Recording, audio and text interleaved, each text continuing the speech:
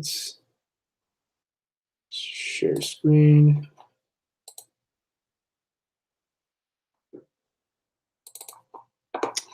I think we're good. Can you see it now? Go to try it out right now.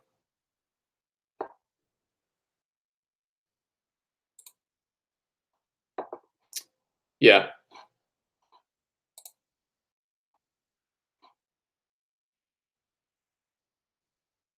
I don't see the video on your channel.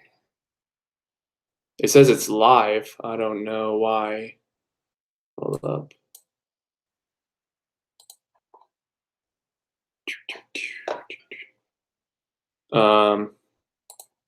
Why is it doing this?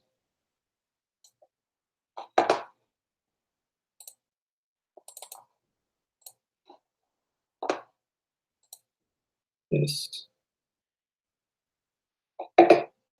Yeah, still not up for me at least. Yeah, it's live. This. Try to refresh it. Yeah, there you go. It's up now. Yeah. Yeah, I didn't want to like open up my screen because otherwise it was gonna echo. Is Logan gonna? Can Logan join now?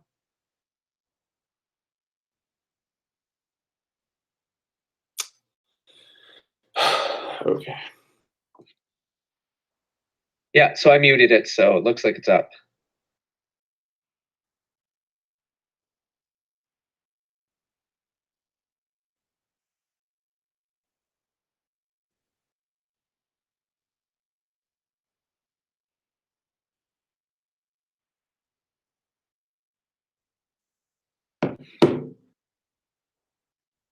We have 3 viewers. Okay.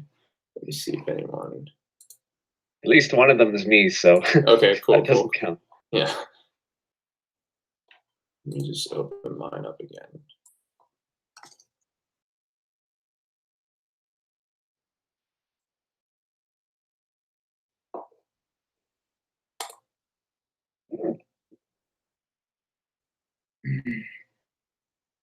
What up? How's it going? Yeah, let me just make sure it's working here. Let me. What up? All right. Yeah. How's it going? Yeah, let me just make sure it's working here. Let me. What up? All right. Yeah. How's it going? Yeah, let me just make sure it's working here. Oh, crap. Yeah. How do I see Someone the chat? needs. How do I see the chat?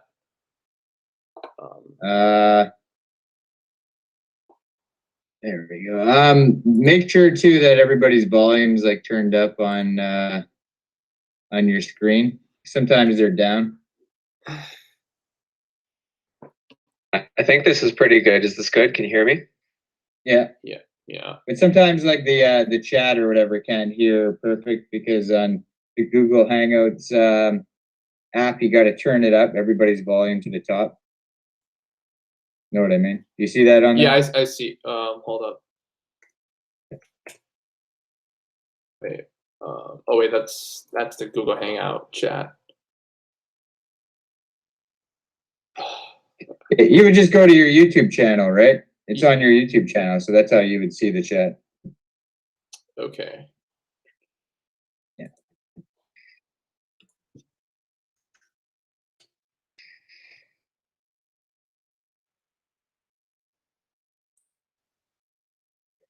Let me just share this video here too first, actually.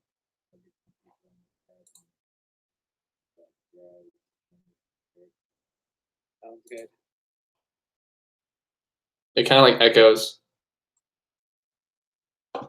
Do you have your YouTube? You gotta pause the YouTube video so you It can. kind of like echoes. Yeah. Right. You want to hear both? What do you have your? Yeah, I paused the YouTube video. So where do I go? Oh, okay. I just leave it like that. Okay.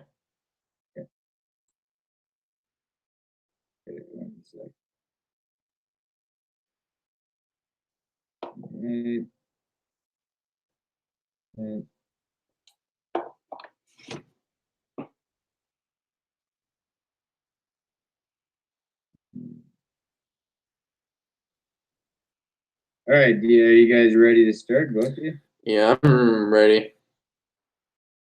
Yeah, I'm good to go. Yeah, I'm good. Okay, like, do you wanna talk first, Broski, and I'll just hang out. You guys can talk, and I could introduce it or whatever if you want. Go ahead. Yeah. Okay. All right. What exactly? But first, before we say, what exactly are we talking about? Is it like nutrition or is it ethics? We could talk Well, about all three if you want to. Talk about. yeah, I think we can just kind of go where the conversation goes. There's no real need to focus Yeah. on one thing. Oh, so we just like talk all together, pretty much. We could all talk about chicks. You know what I mean? Chicks. Okay. What kind of chicks? Baby chicks? Oh, by the way, who won the Alright. hockey games? Capitals won. Yeah. Yes. Like Okay. 4-1 That's or good. something. That's good. All right, you guys ready? Yeah, I'm ready. Yeah. Okay. Okay, so we got Broski here, What and up? we got Matt here, Hello. and we're going to be debating veganism today. And we'll start with Matt. And Matt, you can just give your position on veganism. Sure. So to begin with, I think veganism is essentially one of those things that I don't agree with the way veganism is being presented in the overall community right now. In other words, I think it's actually antithetical towards reducing animal suffering. And I guess the way I describe it is a little bit like this. Once upon a time, like in the 80s and 90s, you'd have these like groups that would come to schools and say, you know what, we have a really easy way for people to stop having children, like teen pregnancies. Stop having sex. Pretty easy. And of course, it didn't work. There's pretty much a backlash against that. And I think veganism uses the same kind of argumentation. I don't think it works. Essentially, the argument is, well, animals are suffering. Here's an easy way to solve the problem. Don't kill the animals. The problem is, I think for every person who decides to turn vegan, it turns two people off who would otherwise perhaps reduce their meat consumption. And therefore, it's the vegan community as a whole that needs to be a little bit more flexible and go away from, I'm sure you're familiar with, ask yourself, this really almost militant way of approaching it, which I don't think does vegans any favors whatsoever. Well, in my position is just that, like, basically just teaching people about veganism is just like, I mean, it's pretty much normal. I mean, I don't see anything wrong with it. I mean, just basically just saying like we don't have to kill animals. I mean, we could significantly reduce suffering. I mean, I don't know why would it be necessary. Yeah. So let me just interject here. So what you said wasn't actually even an argument against veganism. You're just basically saying that like it's not an argument against the ethics of veganism. You're saying that the way that people are militant, it turns people off, and it's not helping. But if you look at the actual statistics, like veganism is the fastest growing movement right now. I just made a video. They just did a study where they showed more than half of Canadians are buying mock meats now compared to regular meats. And also in the UK, it's booming like crazy. And then in the States, it's like in the past couple of years, it's gone from 1% of the population has been vegan to now 7%. So it's an increase of 700% in the past couple of years. So it actually is working.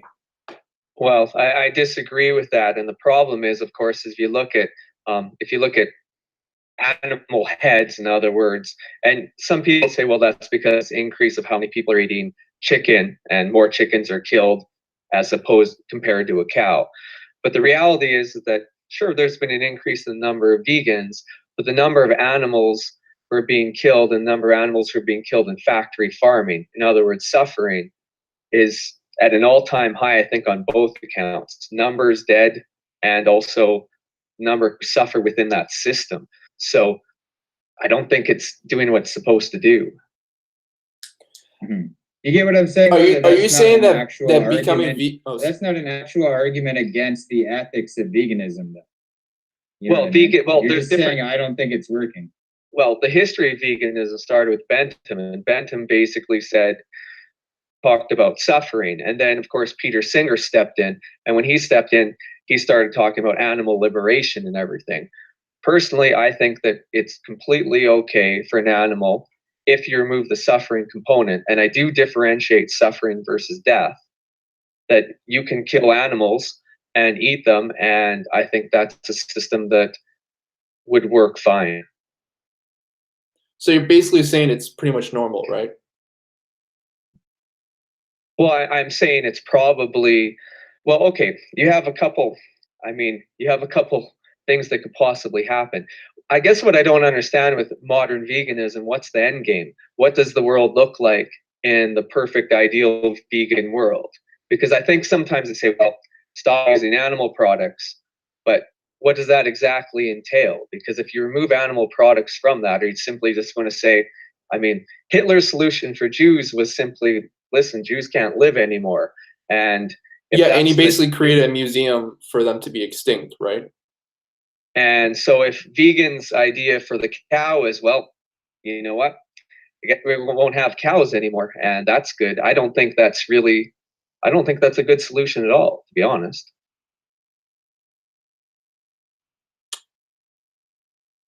Do you want me to? Okay, yeah. So, these animals in animal agriculture, they were bred, like altered and bred for livestock, right? Like these chickens are, in horrible states where they're just pumped full of drugs and they can barely walk and things like that, right? Like they're not like wild animals anymore. They've been bred to be basically, livestock slaves. So to say that I feel sorry for them and whatever, and it's like a bad, like vegans don't have a solution. It's like they've already been screwed up, right? So the whole world's not going to go vegan, obviously, all at the same time. And the end game would be that everybody just slowly goes vegan, right? Like it's happening right now. And until like there's less and less and less animals, like supply and demand, and then there would be, like the remaining that would go to like animal sanctuaries or places to live out the rest of their lives. And that would be, there's no purpose. And you said you watched Ask Yourself, right? So like what you're saying is, I forget exactly how you worded it, but like if you remove suffering, that it's okay then to then kill the animal because there's no suffering, because you remove suffering. Like say you put that in a human context, like that would be okay what Bill Cosby did, right? Because he drugged the women. There was no suffering, right? They didn't feel anything. So that's okay, just to remove the suffering part. Yeah, but otherwise the animal doesn't have a chance to live. For example, if you have your typical free range, but a real free range system, you have to balance. I know you had a debate with an anti-natalist. I'm Oh, geez. of the position that life is good, and if you take the percentage of life of the chicken running around, hanging out with his friends, and at the very end, if 0.0001% of his life is a 20-second head chop off, I think the net benefit for life outweighs that, to be honest. And the reality is that there's no other way that those animals will live, because we have scarce resources. The world can't fit infinite amounts of animals. And I think that's a situation that I think the chicken provides something, and we get the benefit out of it, and they get the benefit of life, because I don't think there's any other way they live. Do you feel like the only purpose for an animal down to? Oh, go ahead. Sorry. Do you feel like the only purpose for an animal to live is just to be killed by humans? Animals have a lot of different purposes. Some animals are pets. Some animals still live in the wild, thank God. And I think that for a large majority of the animals that exist today, they have to bring something to the table. Here's one of the examples. Ask yourself. So let me just run with this hypothetical situation. Okay. So here's the hypothetical. Our sun decides to go supernova. Aliens come by and say, you know what? we don't really have a real purpose for you. But what we can do is we can take you to our little universe and or our little solar system, and you can live out life and you can be happy. But you know, at the very end, your food. You decide to live out your life, or you say, "Well, no way, I won't do that." What would you do? You don't even have to. You don't even have to put it in that context. So you could just put it in the context of you right now.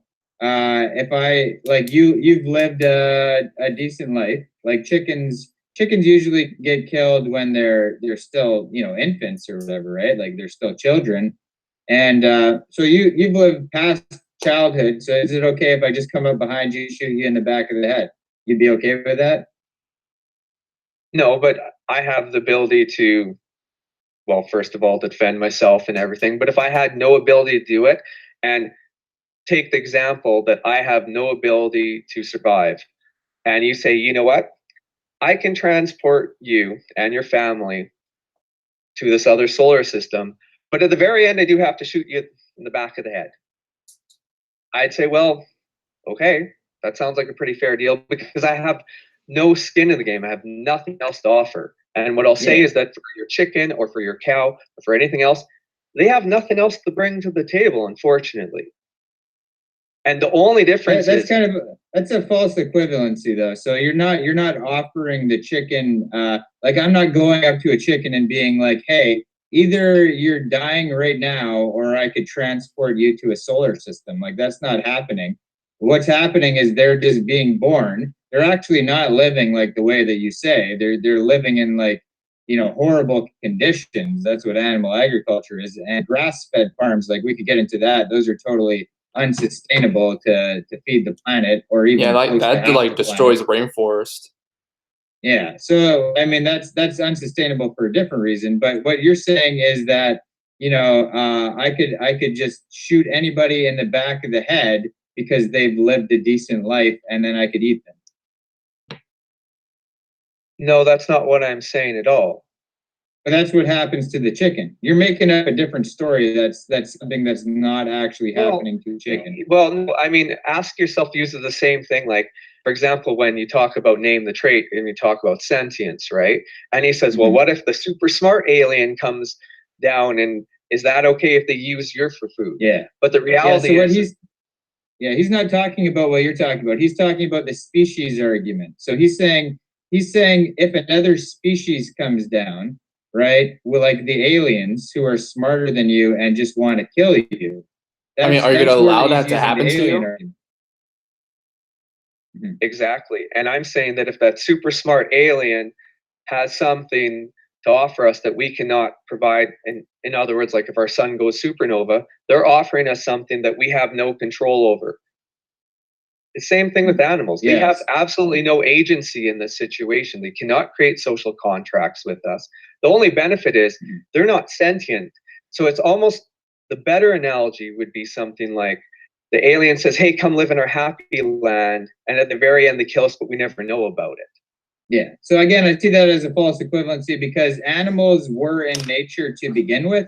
And animals lived their own lives in nature where there was food and everything for them. And it wasn't like animals are just walking around in nature starving to death and we came and rescued them and took them to another area where we just gave them great lives. They were completely fine in nature, and we took them and bred them to be basically food slaves or whatever, right? So it's not at all like you're saying like somebody took them to a different planet. Well, of course, but the problem you have is that where are animals going to go now? Because the only option I think you have with the current vegan model is that you're just simply going to eliminate the lives of these animals. And again, sometimes you brought up, well, for example, that the chickens are pumped full of steroids. I'm not advocating for any type of suffering with respect to that. I think that humans would drastically have to reduce their animal consumption for that kind of model to work. But that's okay. Because so the animals, right, like I said, were bred for livestock, right? So these aren't like wild animals. So you can't just reintroduce all these animals back into the wild. It doesn't work. So humans intervened, screwed things up, and you either have two choices now. You could either end like the continuous breeding and killing of these animals, which is the right thing to do. Because you like forcibly Or you breed could these just animals into continue existence. the Holocaust. So let them die. They're gonna be chopped up for meat anyways, right? So the world goes vegan slowly, supply and demand, and then they slowly no longer exist because they're not being bred into existence. But why wouldn't you want them to live? I mean, I have family. I live in Alberta, so I have family who have farms, and I see in those situations they have animals, they have cows, they have some horses, they have chickens running around. Those chickens look. I know chickens that have been there for 3 or 4 years. They look like they have a really good time. If at the very end you chop their head off and they're not 20 seconds of being uncomfortable, I think that's a trade-off. Most living beings, if they had the choice, now I understand we have to make that choice for them. They're not sentient. They can't communicate to us.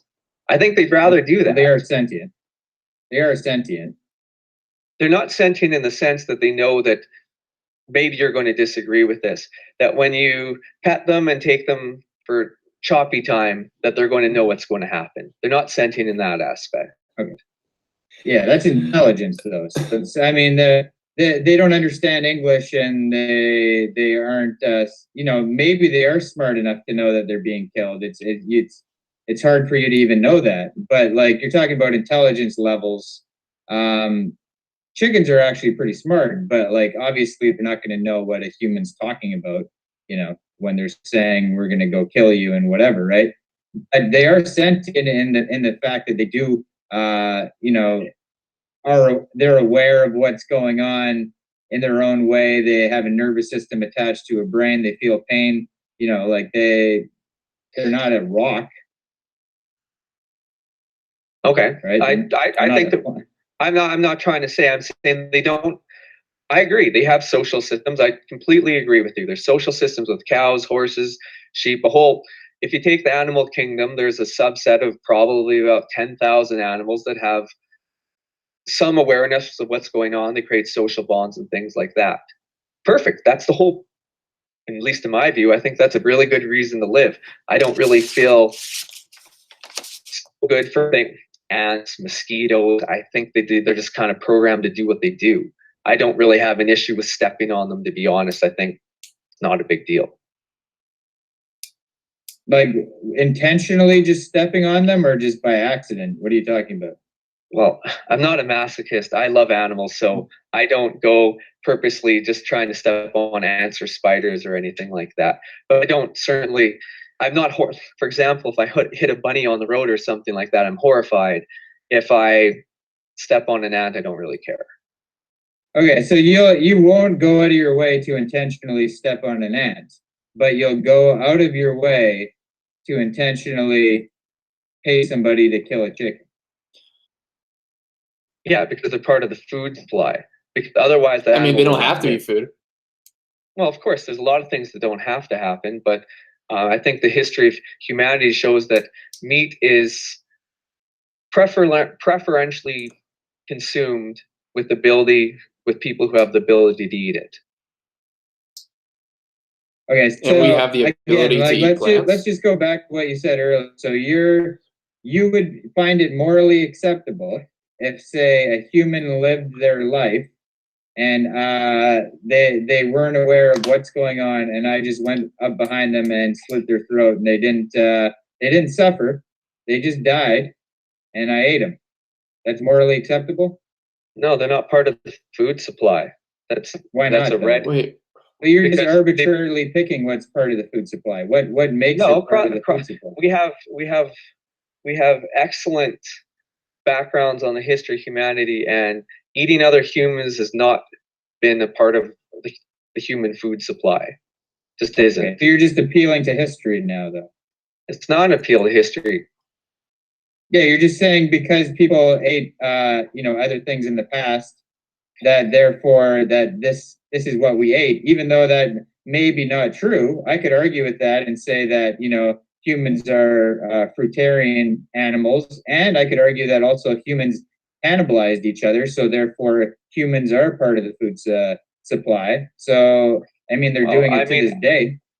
Well, I think that'd be here's the thing. You look across, I think that sometimes certain cultures have had limited access to meat, but what I've seen cross culturally is once you have a social system and you have people who are rich and people who are poor, the people who are rich overall consume the meat products. For example, if you look across, they always do the study, right? And they look at the atherosclerosis in Egyptian mummies. You look at English European kings, they ate meat. Why? Because if you have a choice, most people eat meat if they have the chance. Okay, that's not an argument though. Just because rich people ate meat doesn't mean that you're morally justified in killing animals. No, my moral justification is that the life that they have, if they're remove the suffering component, I'm talking about live 3 to 4 good years, chop their heads up, they suffer for 20 seconds. I think that the pros of that life more than make up for the con of killing them. That's my moral justification. Okay, but you wouldn't accept that. But you're still killing the animal at the end of the day. Like, that's still pointless. Yeah. But the point I was trying to make is that you wouldn't accept that if it was you, and then you started talking about history. Yeah, because humans aren't food. You have to. They are. I mean, they are food. I mean, no, like, if a lion were to go up to you, like, he would just like straight up eat you. I mean, it's like he would do anything to survive. Well, there's obviously situations where cannibalism has happened when someone dies, and unfortunately, that stuff has happened. Okay. But to those, that's what you're saying. Marginal cases. No, but what you're saying isn't even an argument. You can't just appeal to history. So I can't just go, for example, I can't just go, well, people raped each other all the time throughout history, so therefore I could rape people. You can't just appeal to history. No, I'm trying to define what animals in the food system have been used for, and they've been used for food. So you look at the animals who have been used for food. You don't look at animals that have been used for pets. You don't look at humans because they've never missing the point. But this is the problem. Like, you're missing the point. Yeah, go ahead. Sorry. Like, the thing about it, it's like you specifically categorize between a distinction between which one's a pet and which one's food. It's like, why not just like leave them alone? It's like we consider dogs as to be like, you know, pets, cats, whatever, and then you're just gonna like take pigs, cows, and chicken, just label them as just food. I mean, because it's a distinction, but it's like speciesism. Humans have created a social contract, and part of that social contract is that we're allowed to have property. People get attached to things more, not just pets. For example, people get attached to little children get attached to their blankets and their stuffed animals, and we make rules saying, listen, you can't take that child's stuffed animal, you can't take that person's pet and go kill it. You can't.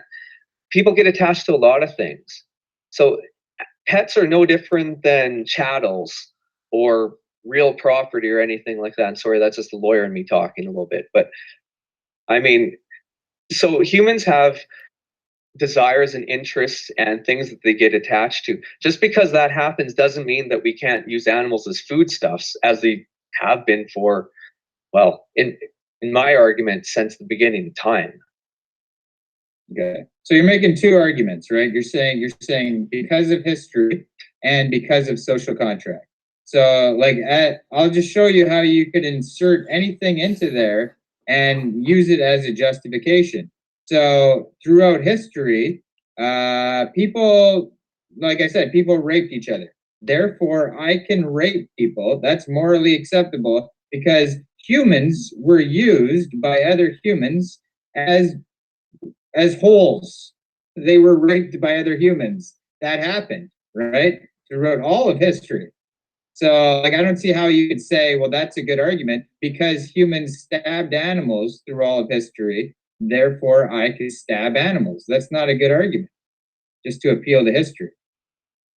It's not just stabbing animals, though. It's not just willy-nilly stabbing them when you want. It's not just raping humans. It's not just willy-nilly raping humans when you want. I only rape them when I really need to. That's not even, well, the problem is, What do you of mean? course, is that animals have a specific, they're food.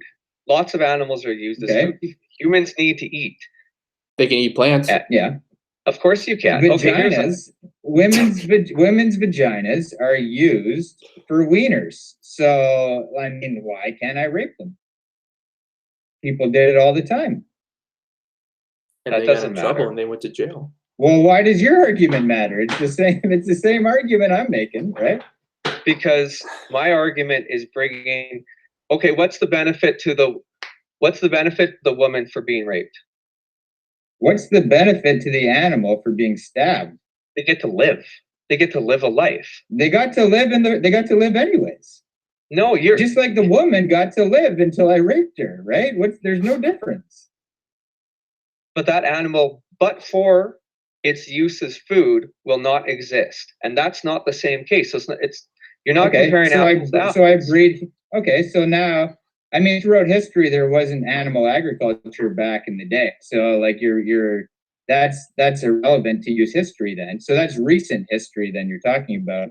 So well, okay. Now you're giving me the justification of breeding women only to be raped. So now if I have an animal agriculture that involves women, in cages, and I just rape them, then that's fine, because that's their only purpose now, to be born and raped by me. Right? No, that's not right. Again, you're introducing a completely different. There's a couple things that are very, very central to life, and one of them is eating. And so I know your argument is, well, you can eat plants. Sex. Well, the sex is the same thing as eating. It's an urge. It's an instinct that people do, right? Of course. Okay. And you can have sex with someone consensually. There you go. Yeah, and you could eat plants. Okay, so here's the hypothetical then. The hypothetical is, let's say they come up with this really, really nasty goo. This nasty goo, first of all, for example, if you have a grain field or something, if you have a combine, I don't know how many rabbits' heads you're chopping off or anything like that. If you're eating fruit, there's insects probably that are dying in that situation. You have some lab plant. This stuff tastes absolutely ass. But the one benefit of this ass is that it has absolutely every vitamin you need, every micronutrient, all the protein you need, all the carbs, all the fats you need, essential fats you need, but tastes terrible. Well, should we then ban eating of fruit? Should we ban agriculture, grains, everything? What would you do? That has nothing to do with what we were just talking about. Yeah, but that has nothing to do with what we were just talking about at all. Well, if you're talking about ideal situations. Well, no, we weren't talking about ideal situations. We were talking about just appealing to history. So that's not appealing to history, what you're doing. I'm not appealing to history. I'm simply saying the only history I was bringing up is that humans aren't part of the food chain. And you're like, well, but okay. That's it. That's the only thing I was using history for. No, they weren't. Obviously not. Yeah, they were. There's cannibalism. Do you think that we're superior to animals, Matthew? You're leaning on cannibalism. I mean, I'm just saying that. Do you think we're superior to animals? You can't just appeal to history. You can't use that as an argument. Period. That's not a good argument. Of course, I can use history. I can use history to show that humans haven't been part of the vast majority of the human calories that humans eat, and that animals are. Okay, what do you think I could stone women. You're telling me that I could stone women because they did that all throughout history. I could pick up rocks and throw them at women. Where did that come from? No, it's not. History. Yeah, you're saying because you're not understanding. You're saying because we did this throughout history, because these animals were a food supply throughout history, that makes it morally acceptable. So now I'm saying you can't appeal to history. You can't just say because we did this throughout history, that therefore it's morally acceptable. That doesn't work in an argument. It's not my argument. My argument was simply showing that humans aren't part of the food chain. That's it. No other part. And if you think I did, that's not what I meant. Okay, so it's not, so therefore saying that because animals are part of our food chain because we've done that throughout history, that's not a good argument, right? Sorry, can you repeat that? I think you cut out. Sorry, can you repeat that? Oh, yeah, so I was saying, you're saying because animals were a food supply throughout history, therefore it's morally acceptable. That was your argument. I'm saying that doesn't work as an argument. That's appealing to history. So you're saying that's not a good argument, right? Yeah, that's not why I think that we should eat animals. Okay, so is it because it's social contract? No, I think it's because, first of all, You we just need told to us get it was part of a social contract before. Well, of course we have social contracts between people. But what do you think I said about social contracts? Well, you said you're appealing to social contracts earlier, saying that because we have social contracts, therefore it's okay to eat animals, and that you can't just appeal to a social contract either and be like, well, you know, these animals can't follow the social contract, therefore we should kill them, because then that justifies killing babies, that justifies killing retarded people, that justify, and then on top of that, the animals that you are killing are like the ones who aren't going to attack you. So the animals that are going to attack you and break the social contract are going to be like the carnivores and omnivores. You're killing herbivores and like chickens and cows and all these animals that would never break a social contract. So it doesn't make any sense. No, I brought up the social contract to specifically bring up the point as to, first of all, why it's a case of it's marginal cases. For example, you're a retarded person or something. Why can't you do that? Because we have a social contract that if you give birth to some sort of human, that the parents have rights specifically to that person who's mentally handicapped, and that can go into adulthood. And so therefore you say, no, you can't. You hypothetically, let's pretend humans were tasty or something like that. That is how the social contract is, how retarded kids would be kept out of it. But we can't create social contracts with animals. That's the difference. I'm just removing your marginal case of why can't we shoot the retarded kid. You can't create social contracts. So animals exist on Earth, right? Like, so you've just arbitrarily picked certain animals to eat. Well, not you, but you know, humans in general. And then so now you're saying because of social contract, you could just go kill any animal that you want for any reason. No, I think humans probably, just from our own moral senses, probably realize that suffering sucks. We don't like to suffer, so therefore animals shouldn't suffer. But there's a major difference between animals. Well, suffering, of course. I don't get it. So is it social contract or is it suffering? Which one is it? You're like switching from back and forth from social contract. You went from history to social contract, and now we're on to suffering. Like you gotta stick with something and be like, this is the reason why, because you just keep moving the goalposts every 2 seconds. The goalposts aren't moving. I've told you the one reason why we should be able to kill animals, because the benefit of the life that they will get for living, if you remove the animal suffering component, is a net benefit. And that is a better existence than not existing at all. That is my argument. The rest of it is explaining why. I mean, that's an easy argument to. I mean, how would you explain of a non-suffering animal? Yeah, well, let me just finish this and you could jump in, broski. So let's just say I have a kid, right? Me and my wife have a baby with the purpose of giving this kid a life up until they're 5, and then I slit their throat and eat them. You think that's morally acceptable? No, we have a social contract that keeps you from doing that. Here we go. Social contract. See, you jump to a different. No, you keep on trying to introduce humans into it. Humans are a separate.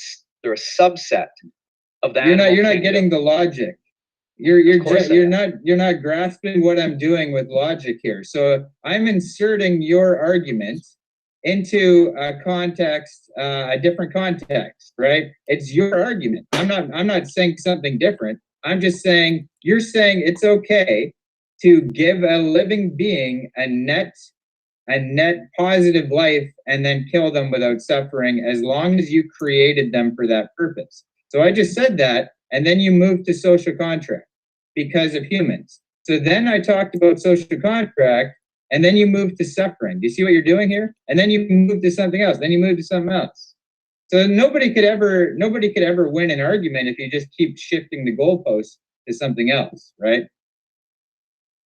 Well, I can certainly differentiate between an animal and a human. Humans are animals. Fine. I can differentiate between the remainder of the animal kingdom and humans in that situation. It's not hard to do. Okay, so yeah, but what's the difference to justify stabbing one and not the other? That's what we're getting at.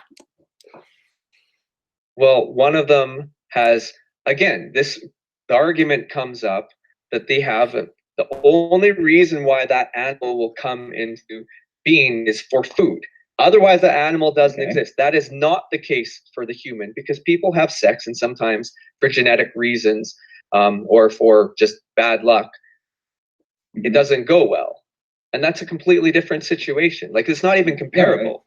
Yeah, you're talking about the average person. So I said specifically, so if I'm just a person who is like, I want to have sex for the purpose of creating a human to eat it. Just a same situation as the chicken, you would find that morally unacceptable for unknown reasons. So therefore, it's inconsistent what you're saying. No, because I can, again, differentiate. Okay, given that specific example, I can differentiate that. Because the difference is that, well, the animal, like your chicken or something, A, doesn't know that it's going to happen, whereas that little child very well could, well, maybe not at 5. I won't tell him. Know that. I won't tell him. I'm not going to tell him. I'm just going to blow his head off one day. And B, in terms of society, we've decided that that is not something that you're allowed to do. Now, maybe once upon a time. Island. We're on an island. We live on an island. There's no society. I just blow his head up when he's 5. And if that's what you want to do? Matthew, can I ask you a question? Yeah, go ahead. Okay, so pretend like you're in a situation where you're like in an island and there's no food, there's no water. I mean, the water is salt, so you're going to get sick. And the only thing that's next to you is another human. Are you going to value your life to take his life? It's a complicated situation. I mean, am I going to kill another human just to live a little bit longer? I don't know. It depends if I didn't like the guy, to be honest. I mean, what it was just some random dude. It doesn't matter. It's like if it was I'm not mentioning like a family member or whatever. I have no idea what I do in that. I've never had that kind of hunger pain before. I can't. I'd just be guessing. Maybe. I mean, one of you is going to survive.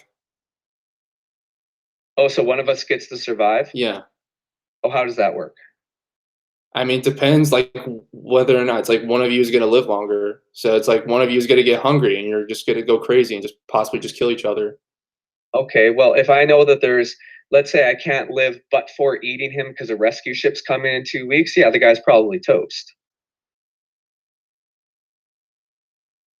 Social contract rules go out the window then.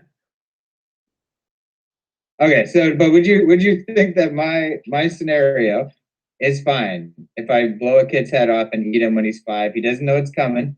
Nobody knows about it. Society doesn't know about it. Is that morally acceptable? Yeah, sure. That's probably fine. If you're living in some sort of vacuum where that happens. I mean, okay, so you think it's fine for me to just blow a 5-year-old's head off? You just admitted to that.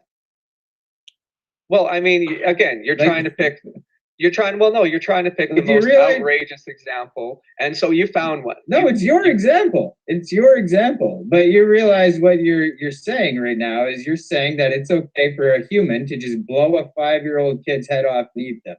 And you think that's what you just said is fine. In a vacuum without a social contract, with no one around on a deserted island, if that's what you wanted to do, I don't think I don't believe in objective morality in that sense. I don't believe in some sort of like metaphysical morality like that. The thing is too, I'm not even starving though. Like there's plants everywhere. I just blew his head off and ate him though. Like that's fine. I could be eating mangoes or something, but I just decided to kill this kid, blow his head off. That's still fine? Well, I mean, the problem with that, and here's the difficulty with that, is that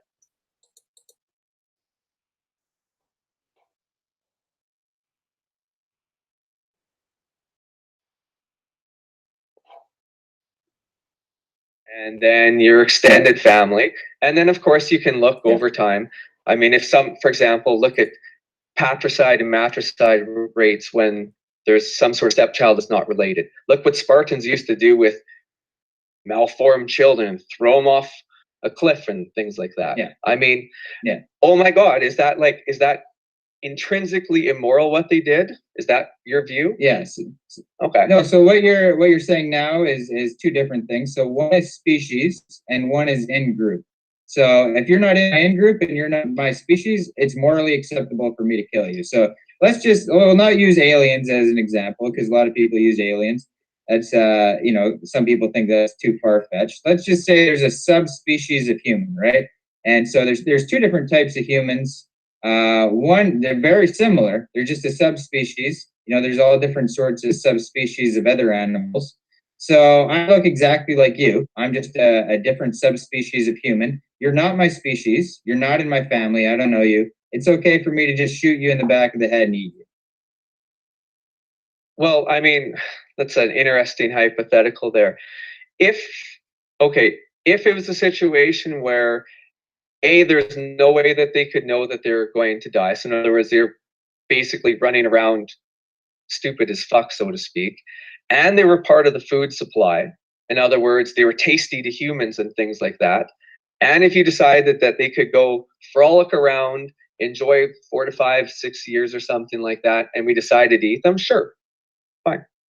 That works. So you'd be happy cannibalizing people as long as they didn't know about it and they lived a happy life.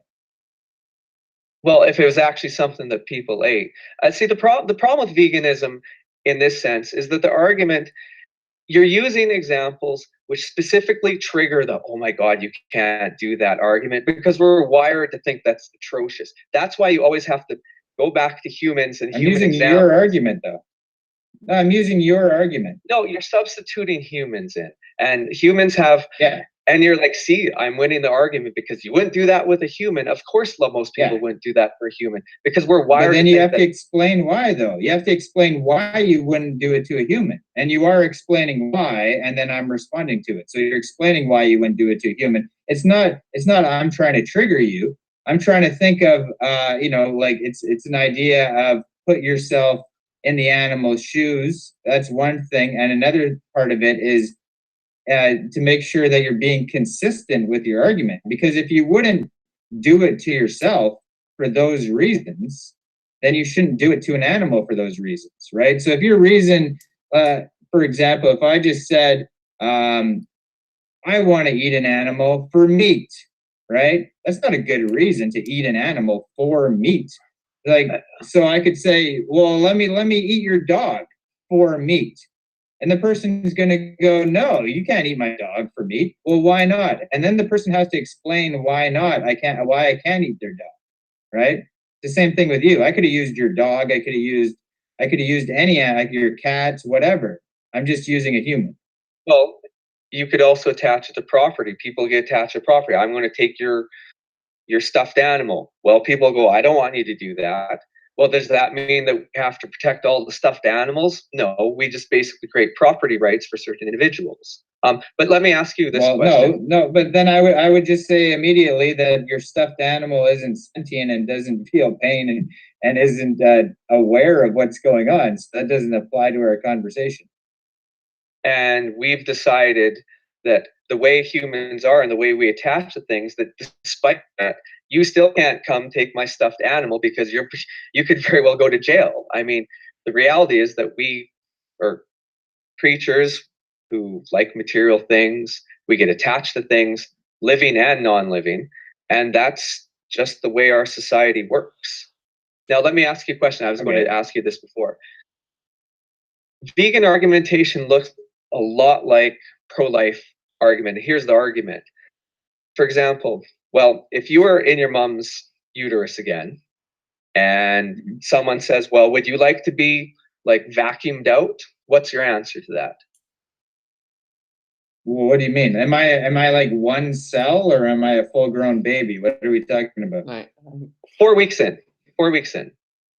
But I don't really know like what 4 weeks in looks like. Like, I'm not a doctor. I would say there's a certain point where obviously where a bundle of cells becomes a living thing, and it's very hard to tell when that is. So that's a very tough decision.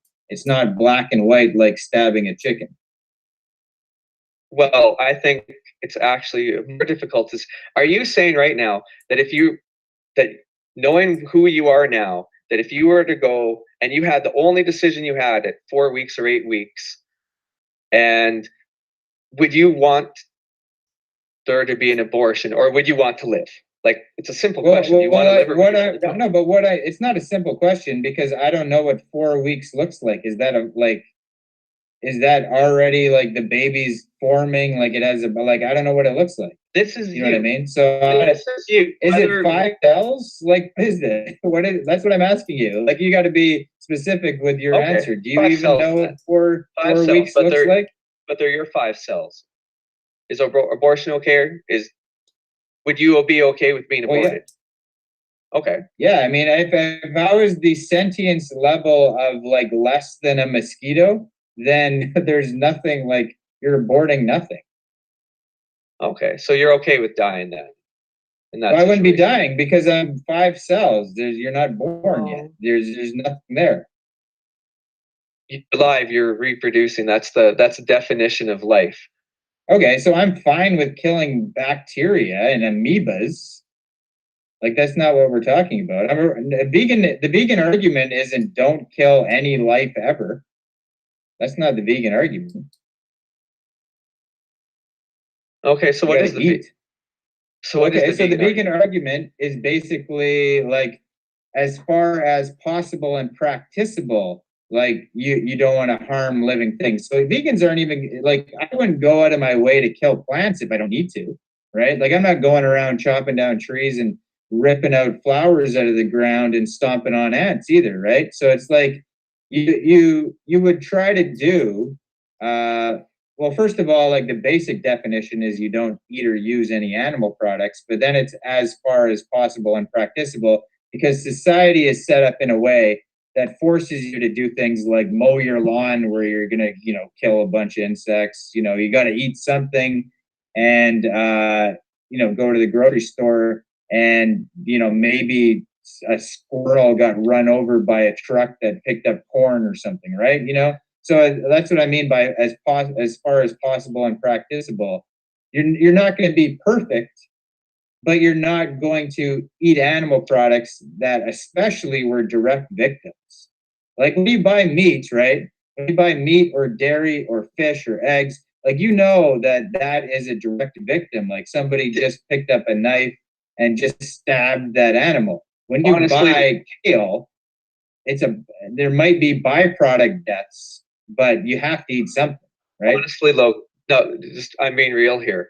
Do you think an animal who dies cares whether or not you think it's a direct or an indirect cause? Like, for example, sorry, Mr. Bunny, who gets his head ripped off in a combine, but you did it indirectly. Do you think that's any sort of like hollow victory, so to speak?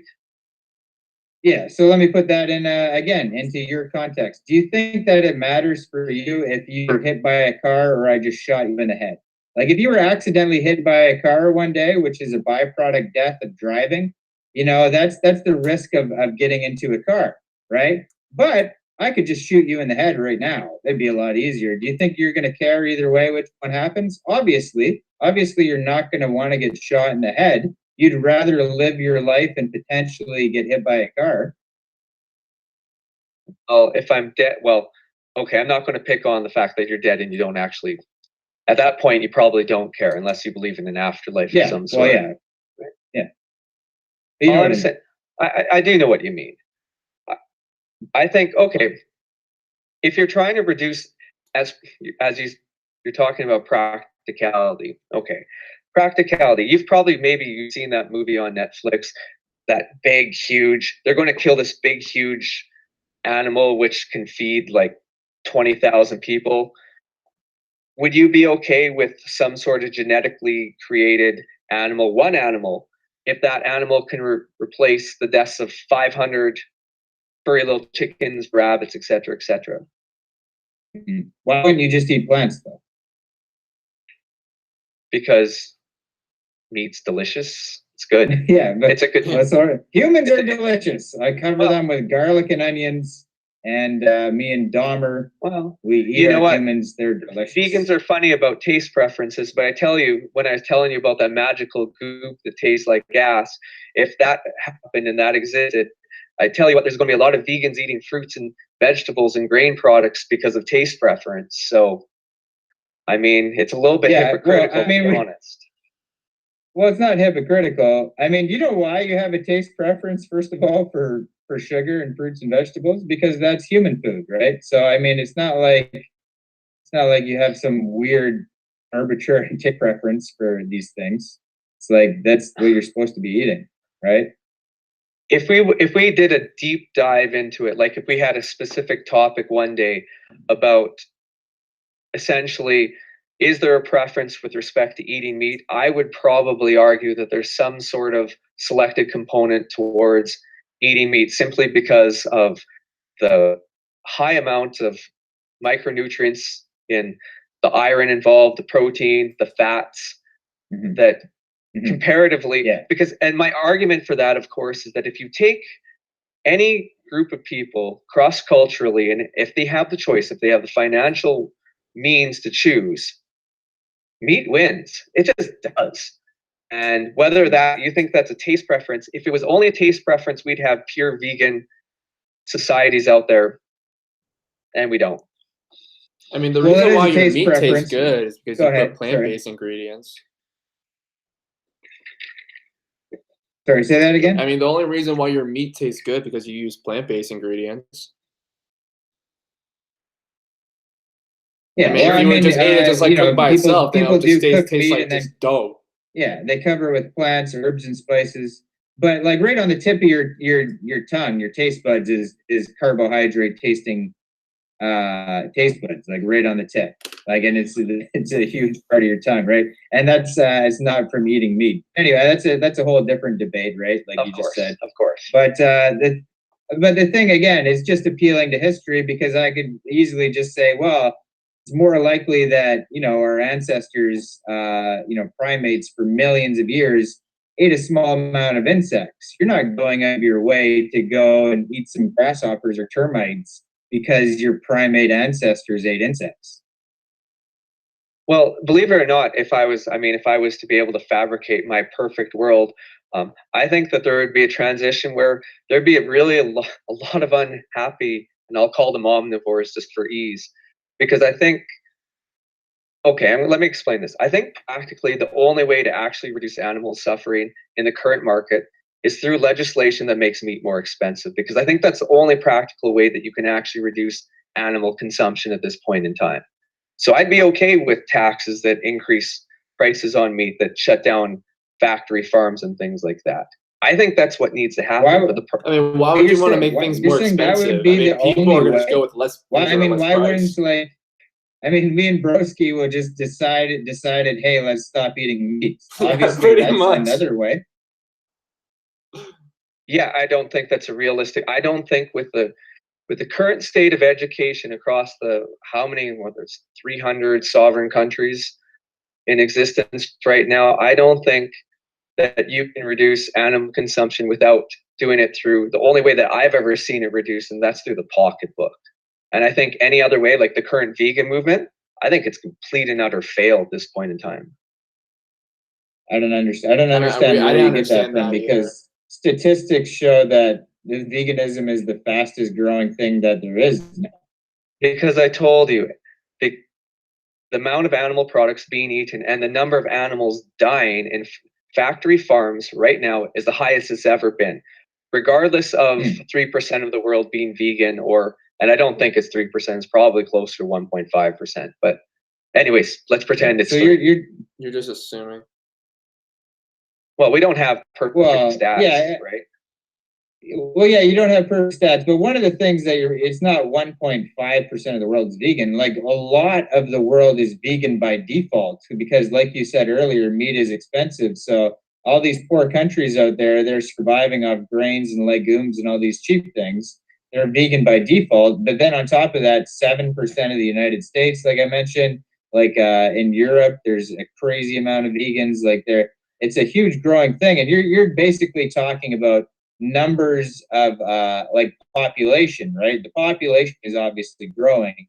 So there is, I'm sure there is, I don't know, like I haven't seen your stats on this, but maybe there is more people eating meat, but not percentage wise. That's just because there's more people on Earth. So the percentage of vegans is going up, which will in turn, lead to more and more people as the percent goes up. But then you're talking about the population keeps growing. So population is an issue. It's another side issue, but it does go hand in hand with eating, of course.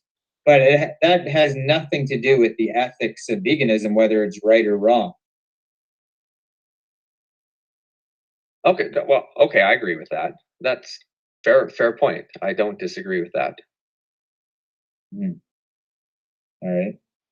I feel like I keep cutting Broski off too when he's going to talk. Oh no, you keep going. I was trying to look up what you were trying to say. How many vegans are around the world? I think it was like vegetarians, like hold up, give me 1 second. It's like 3 point. Well, vegetarians are like 31% around the world population. Yeah, vegetarians. There's so many different ways that people who are vegetarians use animal products, right? So that's kind of how even poor people often have, for example, leather goods somehow and things like that, right? But I mean, I know what you're trying to get at. I guess what I'm trying to say is that I think that if vegans, again, the first thing I brought up was the militant Pentecostal church lady who went to the school saying, you know what, you don't want to have a kid, stop having sex. I just think it turns people off, and I don't think it's versus I always notice that Michael Greger, for example, he never says he's vegan because he's like, well, hypothetically, I might have some turkey or something like that. I think that if vegans just bought into that a little more and stopped being so holier than thou, and I'm not talking about every vegan, not every vegan, I think they could make some more progress on this fact. Yeah. Again, that's not a debate topic, right? You're just talking about the way activism is, and there is all forms of activism out there within veganism. If you look at YouTube channels, like even on my page, it'll be all different types of things, just in case, like I'll make a fitness vlog, and then I'll make a debate, and then I'll make this, then I'll make that, just so different people can see different types of things. So you could even do all different videos yourself and see what attracts what people. But what I was going to say, sorry, go on. I guess what I was going to tell you is that I think that it actually is, veganism doesn't live in a bubble. And I often find that, for example, when these debates happen, especially with people like Vegan Gains, ask yourself, it's really, really rooted in philosophy. And I think from a philosophical perspective, if you want to be consistent, vegan is kind of what you have to be, so you can say, hey, look at this. Here's the premise. Here's how I'm acting in each one of these situations. I have a valid, sound conclusion at the end. See, I'm perfect. Everything's great. And that works in a philosophy argument if you're in a debate class. But the problem is in the real world, that type of argumentation doesn't get you anywhere. Hey guys, it's already been an hour. Do you guys want to still keep going? We could just wrap it up in a couple of minutes. Just finish your point there. I just wanted to say one more thing too. I guess maybe a topic for another thing is we didn't even touch onto it. Of course, is the health aspect of veganism, and there we really, really disagree, because I do not think vegan diets are more healthy than a than a diet that includes meat products. We'll leave it at this, but I noticed you posted a study, and the study dealt with, let me see here, distal colon cancer. And I looked into the study, and I'll tell you this, the study's absolute garbage. And I think that would be an interesting thing to go into, because I think most of the studies that show veganism to be healthy in nutritional epidemiology are absolute crap. So, like World Health Organization, have you heard about this? They put, all these it's meats a carcinogen. as type 1. Yeah, so type 1 and type 2 carcinogens that cause, cancer, colon cancer, and they reviewed hundreds and hundreds of studies, 22 No, they experts didn't. from Yeah, I've looked at it. They didn't look at hundreds of studies. They I'll pull it up right now. I've went Go to ahead. it. I know what they say, but you know how they did that? Their studies, essentially, if you look at the references, there's one meta-analysis that they use that looked at approximately hundreds of studies, and they selectively chose a certain amount. I don't remember how many it is. They chose like 30 of them. And if you dig into the numbers and if you look at hazard ratios, it's, first of all, it's utter nonsense. But I mean, it's one of those deep dives. You can't just go through it in 5 minutes. Okay, I didn't get why it wasn't hundreds of studies. They looked at, it says on the thing that they looked at hundreds of studies. Yeah, they looked at one meta-analysis that went through 200 studies, truncated it down to 32. There's more than 200 studies, so it's like over 1,000 combined with a. God damn it! I wish you could find it here. Just give me a second here. World Health Organization. So wait, while I'm looking this up, I just wanted to say about your last point. So you're saying that it's all about legislation and stuff like that, right? So it's all about you should change the laws and everything, and vegans are kind of going about it the wrong way. The initial steps first for anything to happen is you have to get people on board with what you're saying, right? So that's why it takes a grassroots rise up at first, where everybody talks about stuff like online or in person, and people go vegan. And then once you have like 50% of the planet or something is vegan or whatever number, then you can start changing legislations. If it's just 10 people or something going, hey, this is the way to go, nobody's going to listen to you. You need a mass amount of people, right? And that's what happens in every movement. So you're not going to be able to change laws and the way that corporations do things just with a small amount of people. So those are the things that you were talking about are future conversations. The conversation for right now is let's talk about animal agriculture. Let's talk about getting people going vegan. We'll deal with that stuff later on.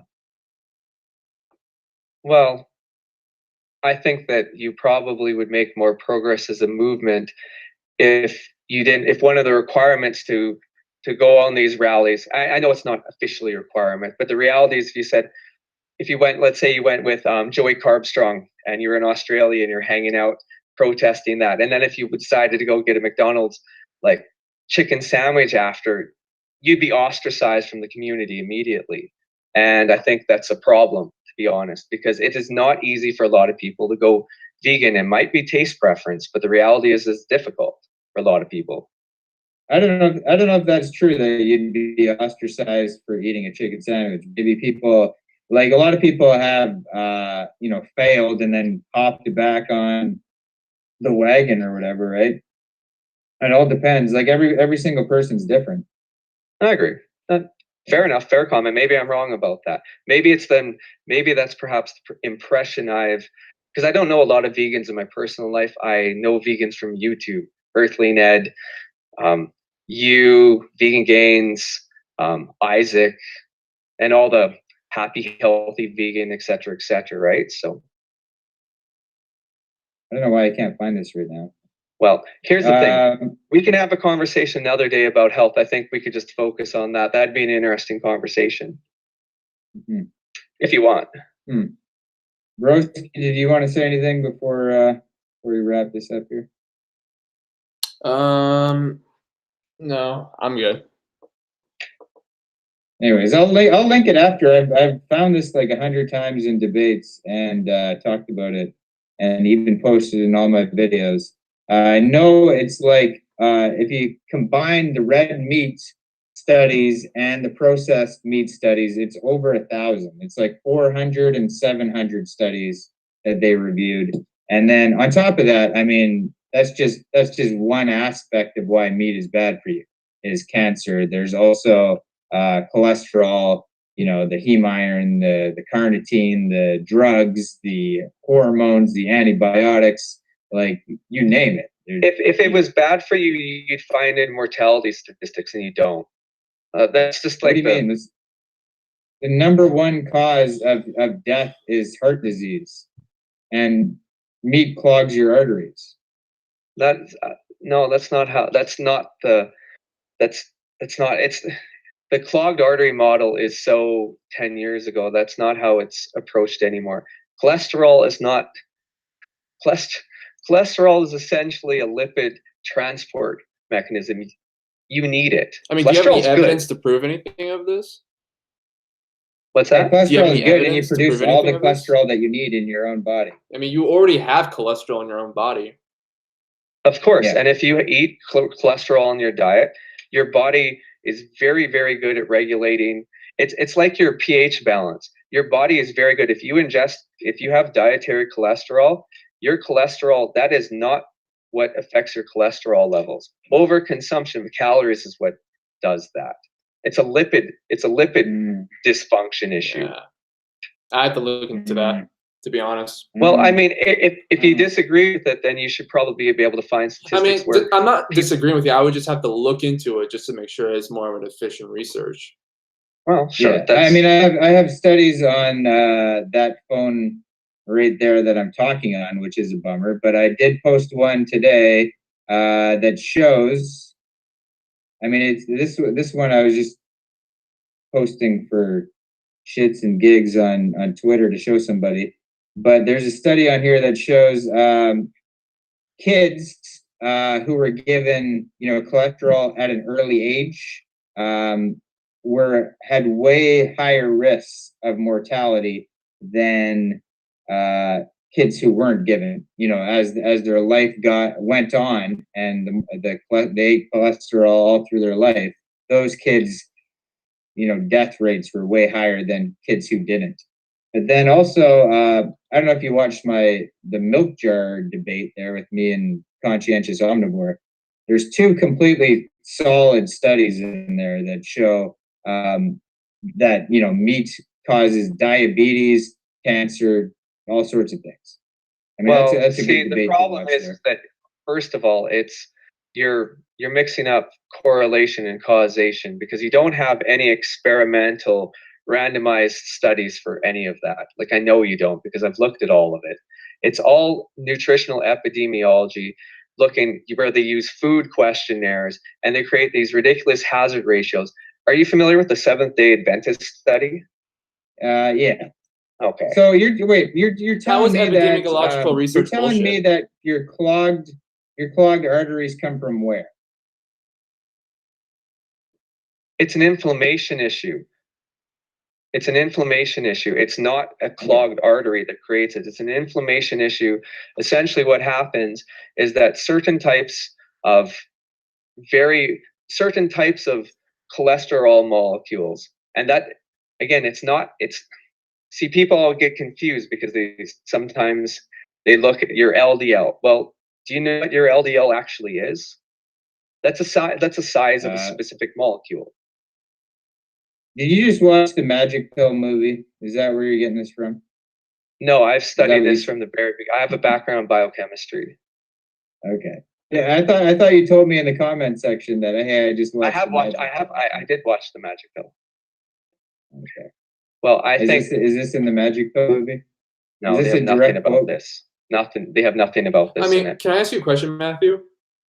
Go ahead. Yeah. How is epidemiological research bullshit?